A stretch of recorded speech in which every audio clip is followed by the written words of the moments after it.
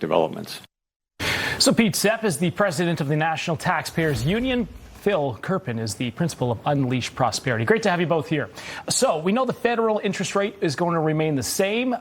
Pete, what are your thoughts on this? Is that the right move, and how do you think it'll affect the markets? Well, thank goodness for small favors, I guess. There are concerns not only for the U.S. economy overall, the trade situation, but also the U.S. government's own finances.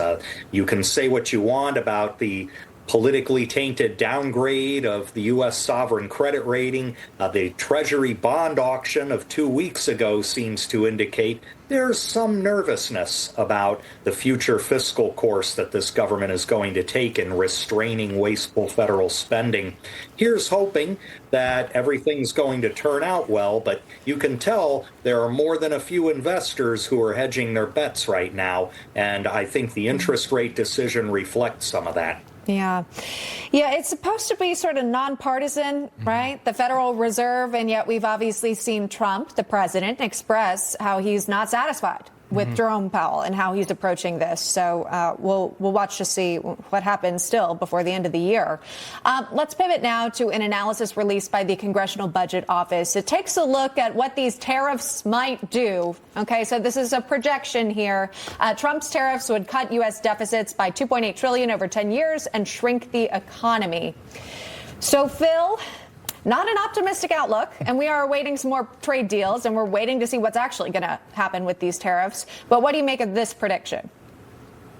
Well, look, I think the key thing with all of the Trump tariffs is not what would the policy look like if they were in place long term and we collected all these trillions of dollars in taxes. It's what can he get in terms of concessions from other countries that have a more favorable trading relationship going forward, and then those tariffs can come off. So I'm not sure how much value there is in the exercise that the CBO did, because I don't expect these tariffs to be on long term. But if they are in place, and I think this is a crucial point for Congress to consider as the tax legislation moves forward, if these tariffs are being collected, we've got to recycle them into cutting other taxes. We've got to offset them with other tax cuts, which, by the way, is in the Republican Party platform that was adopted when President Trump was running on the campaign trail. The tariff revenue that's collected is supposed to be used to pay for expanding other tax cuts. And I would love to see Congress say, you know what, if we've got trillions coming in tariff revenue, we're going to cut the corporate income tax to 15 or even to lower to make sure that we offset any negative economic effect of those tariffs. Interesting point there. And also President Trump waiting on those offers from those countries. He's put that pressure on them to bring them the best deals. So we'll wait to see how many of those roll in and how that affects things. Turning now to the job market, though, the private sector added just 37,000 jobs in May, which, according to the ADP, is the lowest over 2 years. Pete, can we expect this job growth to continue to slow down over the summer? Is this a trend? What are you seeing from it?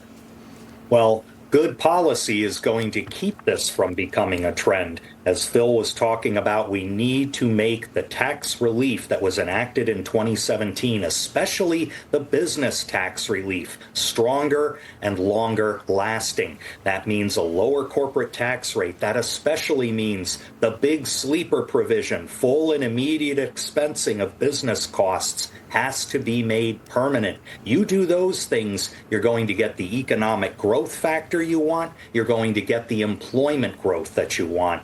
That is the crucial task for Congress right now. And if you were wondering how the markets are looking this morning, all in the green across the board. News. Pete, Sepp, Phil Kerpen, thanks so much for coming on this morning. Appreciate it. My pleasure. Thank you.